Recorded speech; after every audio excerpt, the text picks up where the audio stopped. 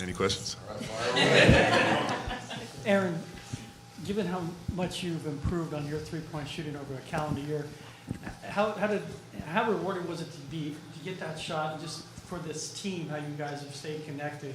You wouldn't let this one get away when it was all set up to say, hey, maybe we win game 2 because we're all tired from game 7. Just take me through your 3, what it means, and the way this team refused to let this game get away. Well, I've worked on my jumper a lot, throughout the years. You guys have seen maturation of it, so it's nice to have it all culminate in a game winner.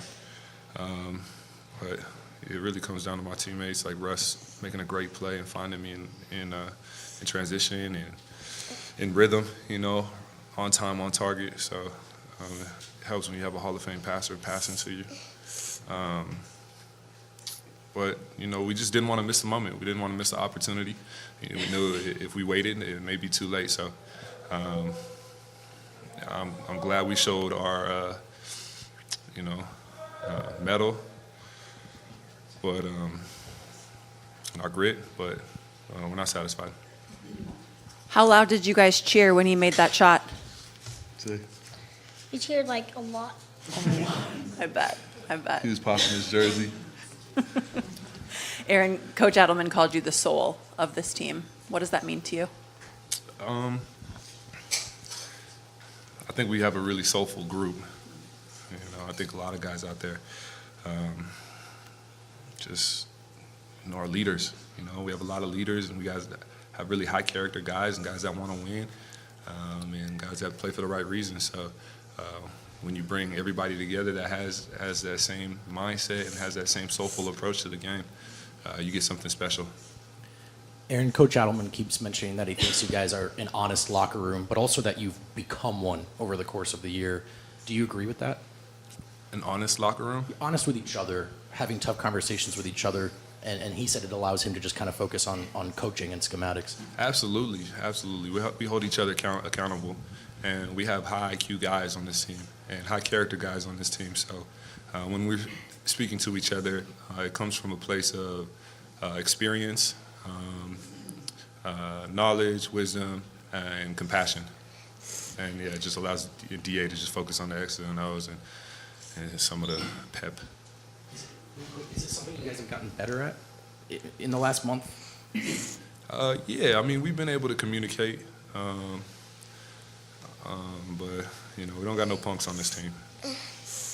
When the Thunder went on their run in the past against other teams, that's normally when they try to put teams away, but y'all were able to withstand it. What were you telling yourselves to be able to keep yourselves in the game and make that second half charge? We've been through a lot, this group, and we've come from behind to win in plenty of games.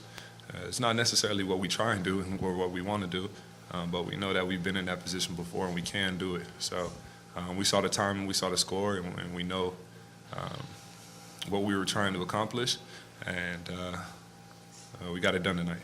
Russ kind of touched on that, and so did CB, about this team being there before. Russ talking about you guys won the championship obviously before he got here, but these moments not being too big. Can you sense that that's an advantage you have against a younger team in this case? Yeah, we know what it takes. We know what it takes to get there, to get to that mountaintop, to get over the hump. And on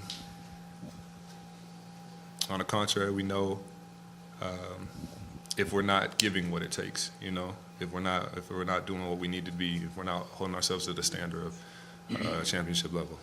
3 more, Kids, go ahead. Christian was saying I'm sorry. Christian was saying how you pretty much live in the gym. You have one, right? Yeah. How often do you shoot at your gym versus like the Nuggets gym and all that and practice yourself? Pretty much every day.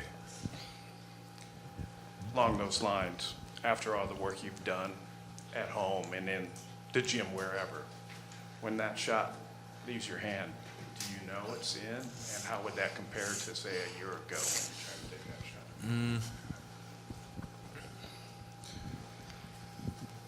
When I shot it, did I know it was in? I knew it wasn't a miss. That's good. Yeah. Aaron, you guys kind of had your backs against the wall for the last 3.5 weeks. You know, you guys were fighting to stay out of the play-in. Obviously, you were down 2-1 against the Clippers. Had to win in Game 4 on the road. You know, what's it been like, you know, you guys having to kind of fight back and show resilience, you know, just so many times, you know, over the last month? And is it kind of a thing where you guys are kind of used to it and you've been in this spot and, you know, you kind of know how to react to it? Yeah, we have a lot of poise in this group, you know. We got a lot of just, you know, grit, like I was saying. But, you know, it's not the position that we want to put ourselves in with our backs against the wall. But I'm knowing that I know how this group responds, and I have faith that we can respond when we are in those situations. But, you know, that's not where we want to be. Aaron, you've got the young ones with you, so I'll take you away for basketball just for a moment. When they're in a position where it may not look like they should keep trying, but you want them to, what advice will you give them? These guys? Yeah. It gets greater later. You know, so stick with it. You know, be a demonstration of resiliency. Thank you, Aaron. Thank you, buddy. Good job. You guys were so patient. Good job. That's it. That's it. You guys ready? You want to say go Nuggets? You want to say go Nuggets? All right. Yeah, that's what I'm saying. That's what I'm talking about. Joker, you've called Aaron one of your 5 favorite teammates in your career before. I said the best. You said the best? Yeah. 5 of your best That teammates. was like making top five of my career life, whatever his name. Sure. And now, since that comment, you've seen him hit 2 game winners in the playoffs. Is it awesome seeing that moment for what others have called the soul of the team? Yes, I mean, he had big free throws before that, so he made both of them. He had the big box out on the Caruso, I think. Was it Caruso? And he made a really big shot for us, you know, and he deserves it. He's like you said, he's the soul of this team. He's a glue guy. He probably doesn't give the much respect that he deserves, but I think he doesn't need like attention. So he knows what he's doing. So I'm happy for him. Nikola, CB and Russ and asked AG about you guys having been here before. How much does experience play into being able to stick with it through the game, and certainly in those last 2 minutes as time's winding down? I mean, I think most of the nights we are, like I said, finding the way. Of course, we have games and nights that we are not doing that, and don't look like that. But I think, generally looking, we know how to. At least we get the shot what we want, whatever.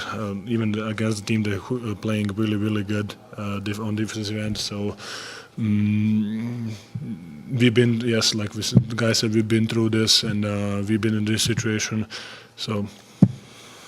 Going back to Aaron just for a second, Nikola, given everything that he's been through in the past year, what can you say about him as just a human being? I mean, he's great, you know. He told me he's gonna visit me in Serbia, and he showed up. I was like, whoa, there he goes. He's my good friend, of course. We share a lot of stories, we share a lot of emotions together. So he's a great person, great guy.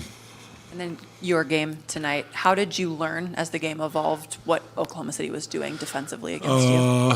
I mean, they were definitely coming, you know. I think I had like 4 or 5 block shots. So they blocked my shots 4 or 5 times. They steal all the balls. They were aggressive, you know. That's what they do. They're playing passing lanes. They are. I mean, maybe I was not cautious. Maybe I was just playing loose. But I just needed to be aggressive, and I think I did it the best of my capabilities. It felt like, I mean, you were in foul trouble, sort of. There was flagrant fouls, and you're battling and scratching, but you never lost your composure. You didn't, and you and this team never let this game get away from you. How were you able to stay calm in the moment, as it looked like a few times? You know, the crowd's going crazy, it's spinning out of control. How were you able to keep it from getting away from you and this team? It's a game of runs, you know. We know that they're gonna make runs, especially in this arena, especially how they play fast in transition. They're gonna make like 4 or 6 or 8 runs, you know. And we need just don't lose, like you said, don't lose. Even foul, somebody fault, whatever. Just don't lose the composure and try to be organized, on the offensive end. Joker, kind of building off that, they were chanting free throw merchant at you. I'm curious what you thought of that, and how much do you rely on your experiences in Serbia? I've heard you say crowds here don't bother you. To be honest, I didn't hear that, but that's kind of funny. But then how much do you rely on your experiences in Serbia when you're dealing with crowds like this, or how much does that help you? I mean, to be honest, even playing in Serbia, I played even in like small gyms where it's like literally 30 people and you can hear everything what they're saying to you. So sometimes I think that's the worst because you can see the guy who is telling you. And I play in front of a lot of people. I play even for national team. I play in front of other countries. So it's definitely an experience that I don't get. I'm gonna say I don't get distracted by fans. Let's say like that. Tonight, Coach talked about how honest this team is, especially during those tougher conversations during the game. From the outside looking in, how would you describe what it's like to be a part of a team with minimal egos and one common goal? Yes, definitely. I think we're definitely getting on each other, especially lately. We are just telling the truth, and we are, accepting it, and the guys accepting it. Whoever is if someone says something to me or whatever, we are accepting it, and we just want to win. It's a great feeling inside of the team, and hopefully we can continue to play like this and feel like this. One of those guys that you were battling against down low was Isaiah Hartenstein. Just curious to know what you remember from his time in Denver, playing alongside him, and just how impressed are you with the type of player he's become? It was a long time ago, but yes, of course, in New York he kind of stood out, step up in his game. He's doing an amazing job. He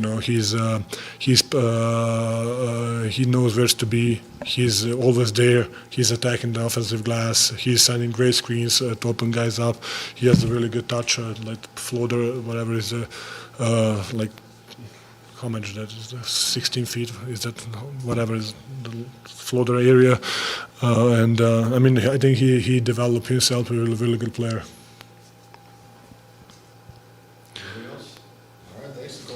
Pleasure like always, guys.